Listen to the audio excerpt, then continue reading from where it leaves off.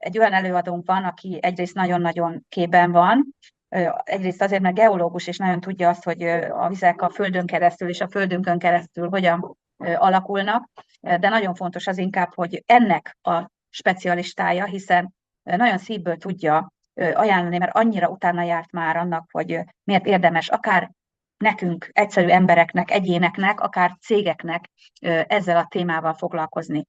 Fogadjátok nagyon sok szeretettel Szombati Jánost az eSpring víztisztítóról. Szeretettel üdvözlök mindenkit, tehát nagyon szépen köszönjük itt a bemutatást. Mindannyian tudjuk, hogy víz nélkül nincs élet, és gyakorlatilag az élet nélkül nincs víz. És amikor jön az a standard, hogy mennyi vizet kell inni, hát gyakorlatilag nincsen standard, mert van a közhiedelemben az a 1,5-2 liter, hogy az bőven elég a gyerekeknek. Ez gyakorlatilag úgy kell elképzelni, hogy gyerek, tinédzser, felnőtt. Hogy amikor így belegondolunk, hogy a 2 liter úgy hirtelen soknak tűnik, de hogyha lebontjuk 6-8 pohár vízre, vagy akár 4 óránként ígyunk meg mondjuk egy pohár vizet, akkor már nem tűnik olyan soknak, és azért nem sok, mert egy emberi szervezet számára a minimális 3 literre szükség van, hisz ennyit, hogyha nem csinálunk semmit, csak ülünk a szobába és elmegyünk a WC-re, a testünk egy nap alatt veszít. Hogyha már sokkal dolgosabbak vagyunk, sokkal több stressz ér minket, akkor gyakorlatilag a napi 4-5 liter szükséges az egészséges és fenntartható szervezet számára. A vízanyú versenyanyagokra azért van szükségünk, hogy a sejtek közti kommunikáció és a testünknek az elektromos hálózata megfelelően működjön. És ezért fölösleges a magas ásványanyag tartalmú vizek és az ásványvizek fogyasztása, a gyógyvizek is maximum óraszerűen. Akinek van bizalom a csapvízben, azt mondja, hogy nekem ez a legolcsóbb, én azt hiszem. De aki azt mondja, hogy ő nem bíz a csapvízbe, akkor vesz ásványvizet, de az legyen olcsó. Szóval olcsó megoldás nincs a világban, hát hogy ezt mindannyian tudjuk, és hogy vannak, csak azok nem a megfelelő megoldások. A víz kiválasztásában is 7 tényezőnek kell megfelelni az én kutatásaim alapján, és között van persze a tisztaság és a gazdaságosság, de nagyon fontos a közvetítőeszköz, mennyire szennyezhető vissza, környezetre gyakorolt hatás, és mennyire fenntartható. És hogyha erre megfelel egy bizonyos vízforrás, akkor ő bátran fogyaszthat. Most rákanyarodva a palackos vizekre, hogy miért nem tűnik jó megoldásnak, mert nem csak magával a víz minőséggel vannak kérdőjelek, hanem magára a környezetre és a szervezetünkre gyakorolt hatásra. És frissítettem az elmúlt időszakban, hogy gyakorlatilag 2003-ban és 2018-ban mennyi volt Magyarországon a PET palack úgymond fogyasztás. Míg 20 évvel ezelőtt 3 naponta dobott el minden ember egy PET palackot, ez a 2018-ra 20 óra lett. Nem csak a környezet, hanem mi is azért veszélyben vagyunk általuk, hisz ritkán minőségellenőrzések vannak. Rengeteg ásványvíz van a polcokon, és ezt csak szűrőpróbaszerűen tudják.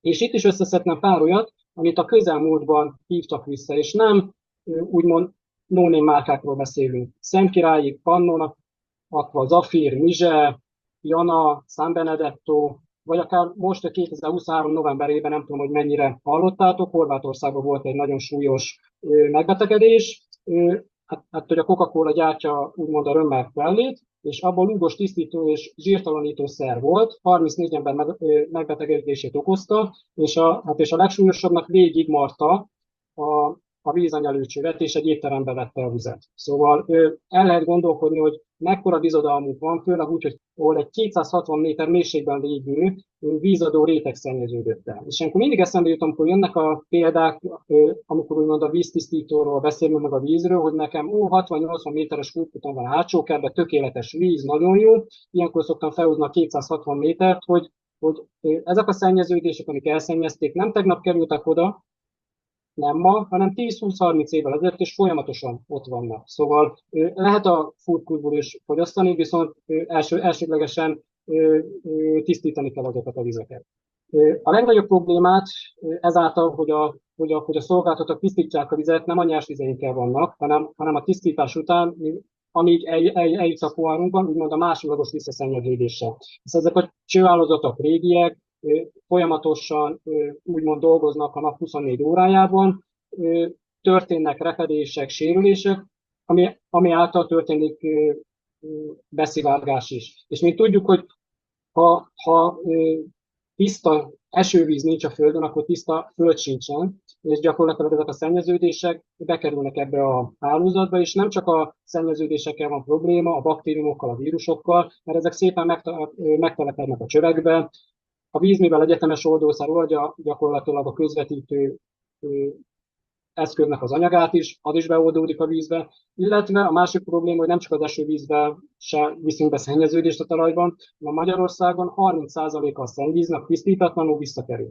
Gyakorlatilag vagy belengedik a folyókba, vagy az erdőbe, és onnan szépen mind a vízből, mind a talajból beszivárog. Gyakorlatilag ez egy örök körforgás, és hát ezért is fontos, hogy megfelelően tudjuk védekezni. Itt vannak a példák, hogy ezek zárószelepek, illetve főnyomott csövek, ezek mind ivóvíz. Szóval ez nem szennyvíz, ez ivóvíz. Gyakorlatilag, amikor kinyitjuk a csapot, ez a kép jusson eszünkbe, hogy a pohárunkban lévő víz, hogyha nem tisztítjuk, akkor ilyen csövökön keresztül folyik el. 13 szempontot tudtam összeszedni, amin, hogyha egy víztisztító átmegy, akkor bátran választhatjuk. Én tök mindegy, hogy mit mondok, vagy más mit mond, a gyártó mit mond, a forgalmazó. Az a fontos, hogy a független tanúsítók mit mondanak. Szóval csak is olyan víztisztítót vásároljon az ember, aminek utána tud nézni, független tanúsítványokon keresztül. Ha nem rendelkezik ilyennel, akkor ne is nézzen rá, hiába ígérnek szépet és jó. Hozzá kell tenni, hogy olcsó víztisztítás nincsen. Olcsó, gazdaságos, egészséges, minőségi víz nincs, gazdaságos van. Hoztam pár technológiát, hogy lássuk azt, hogy mikkel állunk szemben, amikor választani akarunk, gyakorlatilag van a nyomás, hiányos vízszűrés, az a vízszűrő pancsó. A gyakorlatilag se nem hatékony, se nem egészséges, és pont a legfontosabb, a víznyomás hiányzik a rendszerből, ezáltal nem tud megfelelően működni. Vannak az egylépcsős aktív szenek, ezek a csapra szerelhetők, vagy a mellé rakható átfolyós rendszerek, ezek gyakorlatilag a vízszűrő pancsónak a hatékonyságával vetekednek. Van az ultraszűrés, ami 2000-ig jó lett volna, amit gyakorlatilag nem voltak a köztudatban a növényvédőszerek, a gyógyszerek, a hormonok, ez nagyszerűen működött. Sajnos eljárt felette az idő, és gyakorlatilag, mint hogy az autónál is folyamatos fejlesztés kell, ennél az ultraszűrésnél gyakorlatilag úgymond megállt a tudomány. Van a fordított ozmózis, azt mindenki ismeri, mindenki hallotta, a víztisztítás akkor fordított ozmózis. Igen ám, viszont nem elég hatékony, hogyha fürdővízzel a gyereket is kijöntjük a kádba. Amit benne kell hagyni, az benne kell hagyni. És a fordított ozmózis a leghatékonyabb technológia, viszont olyan vizet állít elő, ami az emberi szervezet számára nem egészséges és felesleges, illetve szennyvizet termel, ezáltal a környezetet károsítja, a problémát nem oldja meg, csak fokozza, azért, mert visszaengedi a természetbe pont a legveszélyesebb szennyezőanyagokat, amiket ez a membrán tud kiszedni. Illetve van az a technológia, amit mi már majdnem, hogy 20 éve családszinten használunk, és ami mellé mindannyian mögé tudunk állni. Ez a fejlett többfokozatú aktív szén, ami képes abban a szűk tartományban szűrni, ahol a legkomolyabb szennyezőanyagok vannak, viszont az ásványanyagokat átengedi, illetve történik egy fertőtlenítés is. Láthatjuk, hogy a skálának majdnem a legvégén található a mai világban az egészséges víz. Ez még 20 évvel ezelőtt nagyjából itt található volt a mikroszűrés tartományában, és 20-30 év alatt elintéztük a vizeinket. Kell az a technológia, amivel bele tudunk célozni. És egyedül megfizethetőleg, gazdaságosan és hatékonyságban és az otthoni víztisztításban az eSpring egy megfelelő technológia erre a kérdésre, hiszen a nanoszűrés tartományába tud dolgozni.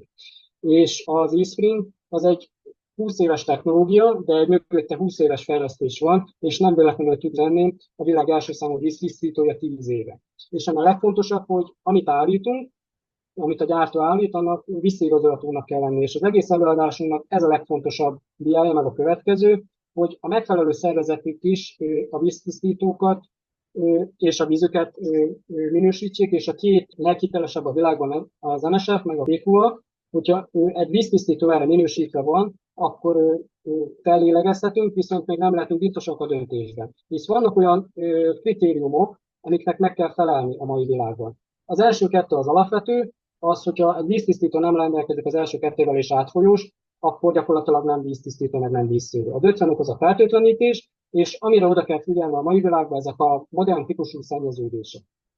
Mind a PFA vegyületek, említettem, a 400-as ezek a növényvédőszerek, a háztartási vegyszerek, és a jövő problémája is még nem hallottunk róla, hanem azok a cianotoxinok. Hát ez egy nagyon veszélyes idegméreg, ez minden vízünkben ott van, ezt fogyasztjuk is, bennünk is benne van, viszont mivel még nem történtek olyan problémák a vizeinkkel, hogy az élővizünk pusztuljanak, ezáltal még nem került a nyilvánosság elé, de szerintem 5-10 éven belül erre is fog, hogy a cianotoxinok ellen is hogyan tudunk védekezni, és az ISPIG már erre minősítve van, hogy ezeket a cianotoxinokat kivonja a vízből. Én nem is szerettem volna, köszönöm a figyelmet.